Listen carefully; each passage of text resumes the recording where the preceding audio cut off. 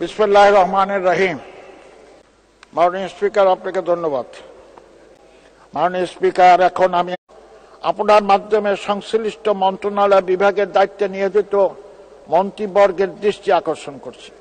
আমার নির্বাচনী এলাকা আগলঝাড়া একটি অর্থনৈতিক অঞ্চল প্রতিষ্ঠার জন্য মাননীয় অর্থমন্ত্রী 2015-2016 অর্থবছরে বাজেট বক্তৃতায় অর্থনৈতিক অঞ্চল সম্মেলনের তালিকা 8 নম্বর ক্রমিকে একটি প্রস্তাব উত্থাপন করেছিলেন। জমি অধিকার গ্রহণ বেশ কিছু কার্যক্রম গ্রহণের পর বরিশাল জেলার জেলা প্রশাসক অর্থনৈতিক অঞ্চলের নির্বাহী চেয়ারম্যান বরাবর প্রস্তাব পাঠিয়েছেন, কিন্তু দীর্ঘদিন অতিবাহিত হলেও অর্থনৈতিক অঞ্চলের কার্যক্রম এখনো শুরু হয়নি। তাই জরুরি ভিত্তিতে সকল প্রক্রিয়া সম্পন্ন করে আগলঝাড়ায় অর্থনৈতিক অঞ্চলে কাজ শুরু করার প্রস্তাব করছি। মাননীয় স্পিকার, মাননীয় প্রধানমন্ত্রী জননেত্রী শেখ হাসিনা বরিশালে এক জনসভায় ঘোষণা করেছিলেন, ভোলা থেকে পাইপলাইনের মাধ্যমে বরিশালে গ্যাস সরবরাহ করা হবে। মাননীয় প্রধানমন্ত্রীর প্রতিশ্রুতি দীর্ঘদিন অতিবাহিত হলেও এখন পর্যন্ত তা বাস্তবায়ন হয়নি। তাই জরুরি ভিত্তিতে মাননীয় প্রধানমন্ত্রীর ঘোষণা বাস্তবায়নের অনুরোধ জানাচ্ছি। মাননীয় স্পিকার, ঢাকা বরিশাল মহাসড়কটির ফরিদপুরে ভাঙ্গা থেকে বরিশাল পর্যন্ত 4 লেনে উন্নীতকরণ কাজটির দৃশ্যত এখনো শুরু হয় নাই। ফলে দ্রুতগামী যানবাহনগুলো সরু রাস্তায় নিয়ন্ত্রণ হারিয়ে অসংখ্য দুর্ঘটনা সহ প্রাণহানি ঘটনা ঘটে। তাই ভাঙ্গা থেকে বরিশাল পর্যন্ত 4 লেনের কাজ দ্রুত বাস্তবায়নের জন্য সড়ক ও সেতুমন্ত্রীর দৃষ্টি আকর্ষণ করছি।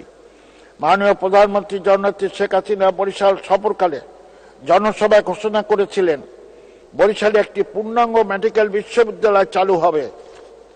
গত 12-10-2022 তারিখে মন্ত্রিপরিষদ বিভাগের এক পত্রের মাধ্যমে জানা যায়, মাননীয় প্রধানমন্ত্রী কর্তৃক বরিশাল মেডিকেল কলেজ বিশ্ববিদ্যালয় অনুমোদিত হয়েছে, কিন্তু এখন পর্যন্ত বরিশাল মেডিকেল বিশ্ববিদ্যালয় স্থাপনের কোনো কার্যক্রম দৃশ্যমান হয় নাই। তাই জরুরি ভিত্তিতে বরিশাল মেডিকেল বিশ্ববিদ্যালয় স্থাপনের কার্যক্রম গ্রহণের জন্য মাননীয় স্বাস্থ্য পরিবার কল্যাণ মন্ত্রীর দৃষ্টি আকর্ষণ করছি। মাননীয় স্পিকার, ফরিদপুরের ভাঙ্গা থেকে আমরা নির্বাচনী এলাকা বরিশাল আগলঝাড়া হয়ে পটুয়াখালী পায়রা বন্দর পর্যন্ত রেল লাইনের কাজ এখনো শুরু হয়নি। জরুরি ভিত্তিতে এই রেল সংযোগ চালুর জন্য আমি রেলমন্ত্রীর দৃষ্টি আকর্ষণ করছি।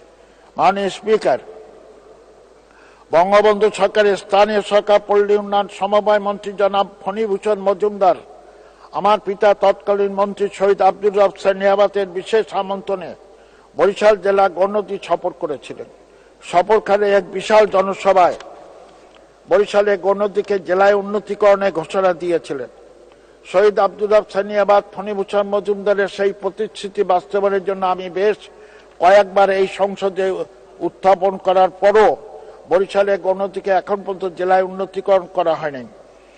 আমি আপনার মাধ্যমে সাবেক 2 মন্ত্রীর প্রতিশ্রুতি বাস্তবায়নের জন্য গণতিকে জেলায় উন্নতিকরণ ঘোষণা দেওয়ার জন্য মাননীয় প্রধানমন্ত্রীর দৃষ্টি আকর্ষণ করছি। পরিশেষে আমি বলতে চাই, 2024-25 অর্থবছরে প্রস্তাবিত বাজেটটি হচ্ছে কল্যাণমুখী, বাস্তবসম্মত, যুগোপযোগী ও স্মার্ট বাংলাদেশ বিনির্মাণের নিয়ামক শক্তি। মাননীয় অর্থমন্ত্রী কর্তৃক প্রধানমন্ত্রী শেখ হাসিনা সরকারের জন্য একটি গণমুখী কর্মসংস্থান সৃষ্টির মাধ্যমে বেকার বান্ধব ও দারিদ্র্য বিমোচন সহায়ক বাজেট প্রণয়ন করার কৃতজ্ঞতা জ্ঞাপন করছি। আমাকে সময় দেওয়ার জন্য আপনাকে ধন্যবাদ। খোদা হাফেজ। জয় বাংলা, জয় বঙ্গবন্ধু। ধন্যবাদ মাননীয় সদস্য।